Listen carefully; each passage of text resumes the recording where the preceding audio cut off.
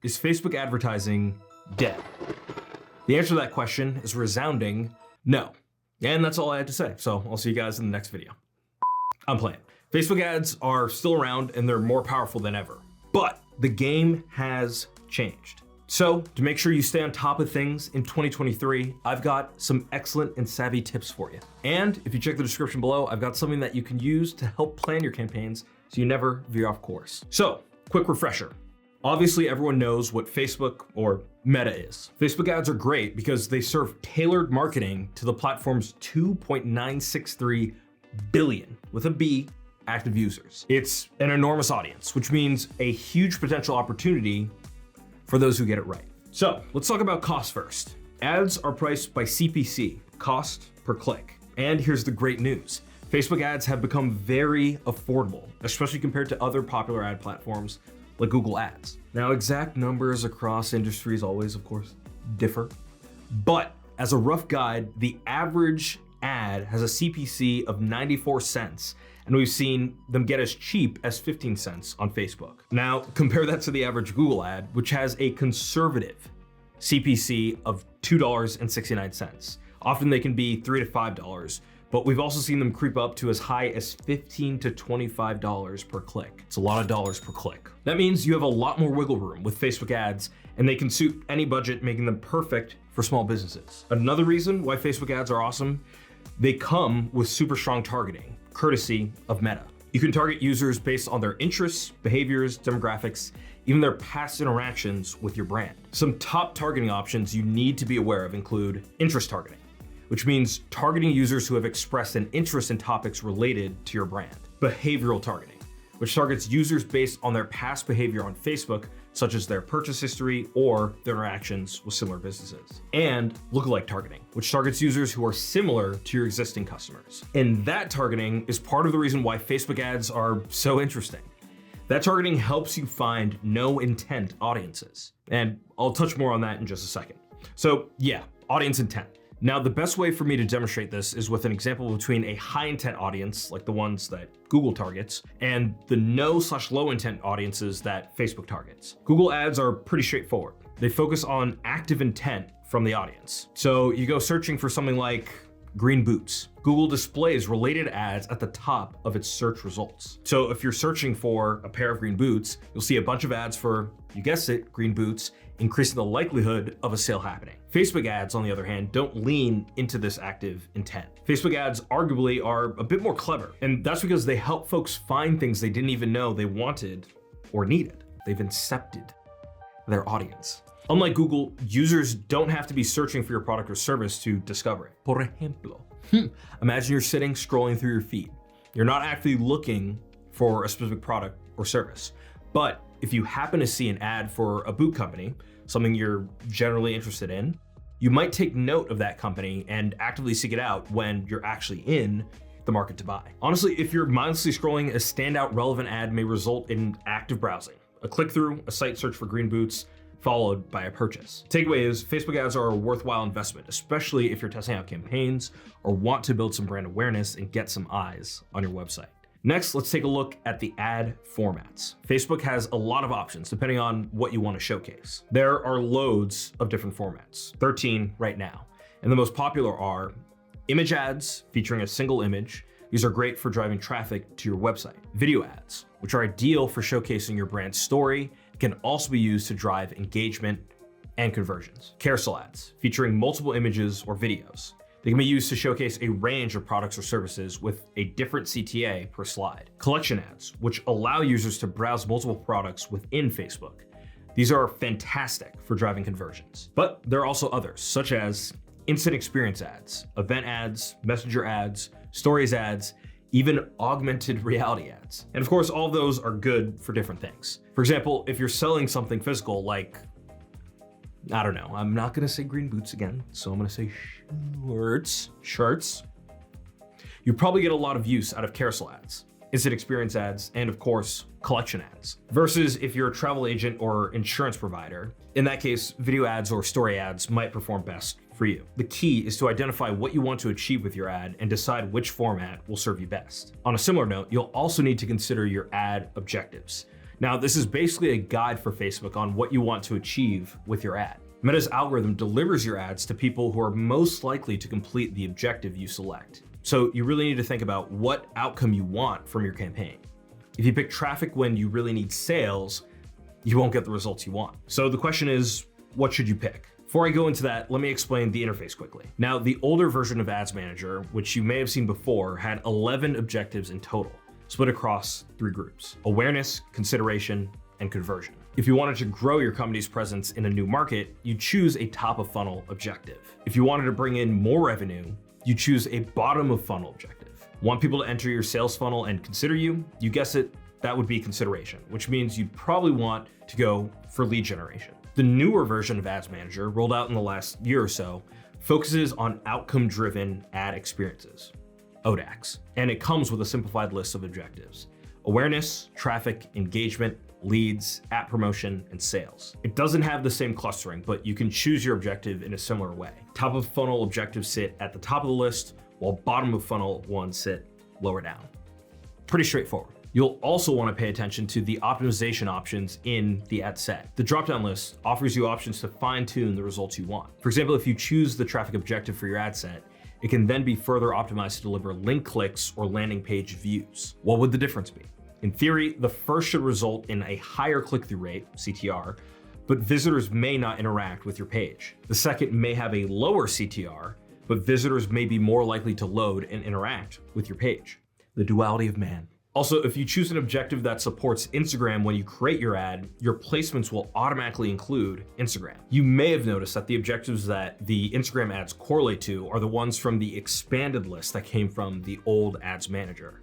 So I guess we'll all need to keep an eye out to see how that changes in the future. Now, you can deselect Instagram if you want to, but it can be a good idea to run ads on both Facebook and Instagram, as ads that perform well on Facebook tend to do well on Instagram too. Also, the user base differs enough that you'll likely find new audiences by doing so. You may need to adjust your creative to fit Instagram specs though, so bear that in mind. Personally, I think if you want help with all of this, check out our Facebook checklist down in the description below. It's free, it's gonna walk you through everything. We're just giving away the nectar of the gods, manna from heaven, to be honest with you, but instead it's manna from HubSpot.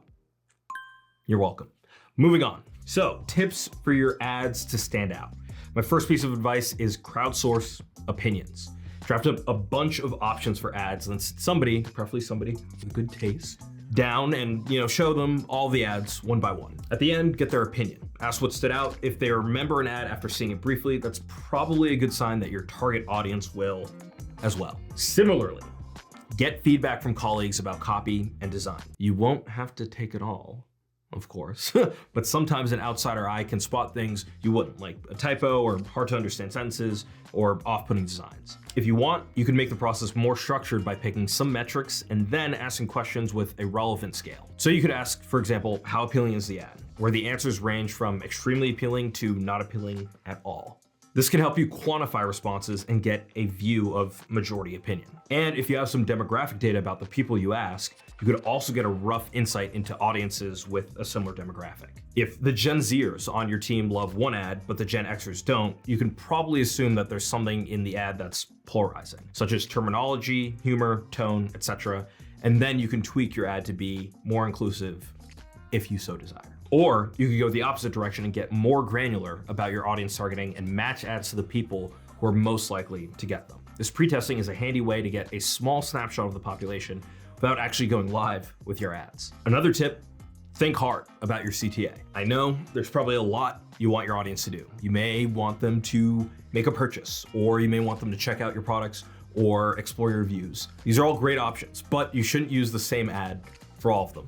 Why? Because if you have multiple CTAs in the same ad, you're more likely to confuse your audience, which means you're more likely to have people taking no action rather than completing one high value action you really want them to do. So when making your ad campaign, be clear about what you want people to do. Choose one CTA. Consider the ad your one golden opportunity to prompt an action from your audience, and reiterate that CTA in the button, ad copy, and creative. Now, once you do go live, you'll want to think about metrics. Facebook Analytics used to be the go-to for understanding your audience's behavior, but that was axed in 2021. Big bummer. However, The good news is that Facebook still comes with built-in analytics options. Now, while there are 3 options for managing your analytics, Meta Business Suite, Ads Manager, and Events Manager, the one you'll probably gravitate towards is Ads Manager. Ads Manager lets you go deep on a number of metrics. There are a lot of things to explore, but some of the key ones to focus on are reach. That's the number of people who viewed your ad, aka how eye-catching is your ad really. Impressions. The number of impressions shows the number of times your ad appeared on user screens. Note that this doesn't necessarily mean someone noticed your ad, it just means it was shown to them. Relevance score. This measures how relevant Facebook thinks your ad is to your target audience. Facebook uses the score to decide the cost and placement of your ad campaigns. And cost per result. This tells you the average cost of getting each result, like a click or a conversion. It helps you decide whether your cost per result is justified or whether you need to modify your campaign. Even with just those, you should be able to get a good snapshot of how good your campaign is performing. There's also another thing you might find interesting. Now, something else that you really want to consider is your CAC, cost of customer acquisition. It's probably the best metric for deciding whether an ad campaign is pulling its weight. To calculate that, you'll want to take the overall ad spend to date and divide it by the number of customer leads that have resulted from the campaign. So say you spent $500 on ads and got 10 customers from that. That means your CAC is $50. If you get 20 customers from the same ad spend, then your CAC would be $25. What do you do when you have all of that measurement data? Just make stuff better, keep optimizing. To do that, there are a variety of tactics you can use. A few are ad scheduling, bid optimization, retargeting strategies. Now that might sound intimidating, but essentially it's all about getting your ads to the right people at the right time. So if Life Cereal hits me with a commercial as I'm having my generic non-brand name oatmeal, I might be a little bit more inclined to go with Life Cereal. Ad scheduling is about limiting your ads to only run on certain days at certain times. It's a way of maximizing your ad spend if you know when your audience is most likely to be scrolling or tuning in. And speaking of ad spend, let's talk briefly about campaign budget optimization, CBO. Using it can simplify your campaign setup and improve results. With it, you don't have to determine budgets for every ad set. You can instead assign a budget for the whole campaign and then let Meta decide how to split the budget across ad sets. So if you aren't sure how much you want to spend on each ad set, this option is ideal. But if your campaign includes multiple ad sets with different audience sizes, you may inadvertently spend more on large ad sets while neglecting smaller ad sets. Meaning, some of your audience segments will barely see your ads, while others will see them far more often. Not ideal. Also, don't be afraid to A/B test different ad formats. Variety is the spice of life. Your audience's attention dwindles over time, especially if they're subjected to the same ads in the same formats. But if you shake it up, you're more likely to see sustained results. Why? Because you minimize ad fatigue. Ads Manager has an A/B test feature, which lets you test multiple creatives. To use it, you just need to select the ad you want to duplicate, then click the A/B test button and make a copy of the ad. For the variable, choose creative, then run the test and check to see which version is the most effective. You can then adapt your future ads in a very similar way. Whew, and that's pretty much it. No, that was a long one, but before you go, don't forget to download that Facebook advertising checklist. It's free. It's the nectar of the gods. And as always, don't forget to drop a comment below to let us know what you want us to work on next. And if you like the video, like it, subscribe. You already know what to do. We love having you here. I love seeing your face through my screen. I'm looking at you right now. You didn't know that, but we're watching. Me, I'm watching you. All right, I'll see you later. I can't find this client info. Have you heard of HubSpot? HubSpot is a CRM platform, so it shares its data across every application. Every team can stay aligned. No out-of-sync spreadsheets or dueling databases. HubSpot, grow better.